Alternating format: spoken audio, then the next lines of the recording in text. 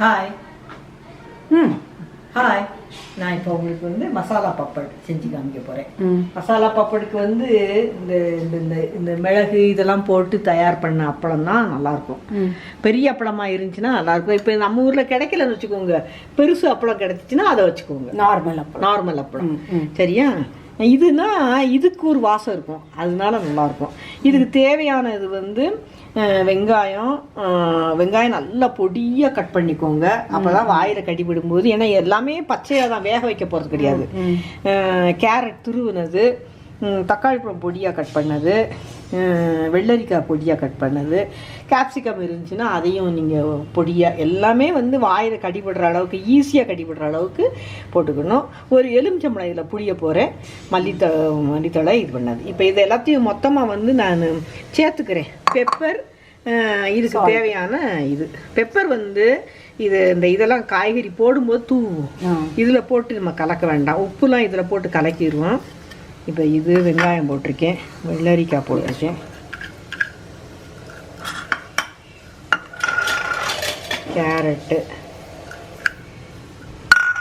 இது இது இது நமக்கு சூப்பு சர்வ் பண்ணும்போது மசாலா பப்பட் கொண்டு வந்து வைப்பாங்க ஹோட்டலில். அது வந்து அங்கே நீங்கள் கேட்பீங்களா? கரெக்டாக சொல்லுங்கள். நான் கேட்பேன், எனக்கு பிடிக்கும். பிடிக்கும். அதை முதல்ல மிக்ஸ் பண்ணுங்க, அதுக்கப்புறம் லெமன் போடுங்க. நான் கையாட்டு மிக்ஸ் பண்ணிக்கிறேன். நான் உப்பும் போட்டுக்கிறேன்.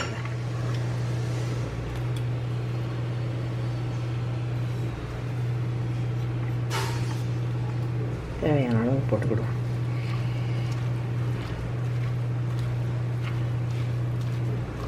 போட்டுட்டோம்னா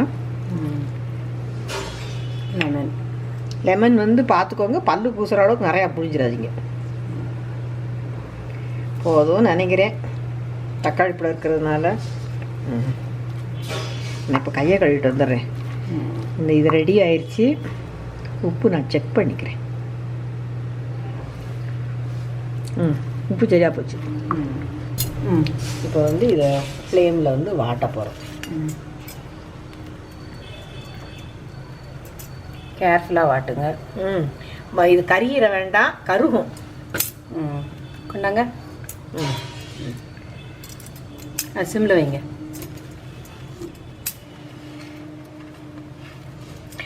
ஹை ஃப்ளேமில் தான் விஷயத்தில் நல்லா பொரியும். இது இந்த கருகுனா கூட அது ஒரு வாசமாக இருக்கும். ரொம்ப கறியிட வேண்டாம். கொண்ட இந்த சைடு நம்ம இது பண்ணுவோம்.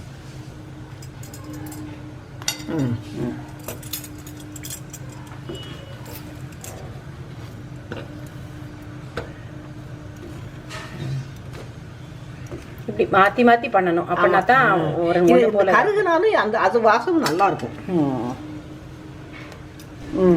இது ரெண்டு பக்கம் நல்லா வாட்டியாச்சு. கொஞ்சம் பச்சை இருந்தாலும் சவுக்குன்னு பல்லில் ஒட்டும். இதை வந்து இப்போ நல்லா உங்களுக்கு வேணுங்கிற அளவுக்கு, எவ்வளவு நீங்கள் வேணும்னு நினைக்கிறீங்களோ அந்த அளவுக்கு. இதில் ஈரமாக இருக்குது, அது பதத்து போயிருமா ஆண்டி அப்படின்னு நீங்கள் சூப்பெல்லாம் போட்டு வச்சுட்டு ரெடியாக டேபிளில் உட்காந்துட்டு இதை வாட்டி சாப்பிடுவோம்ல நம்ம தான். அப்படி கொண்டு பதக்கெல்லாம் இருக்காது, இருக்க விடக்கூடாது. இன்னைக்கு ஷூட்டிங்க்கு நான் போய் இப்போ ஃபோட்டோ எடுக்கிறதுக்குள்ள வேணா அதாகும்.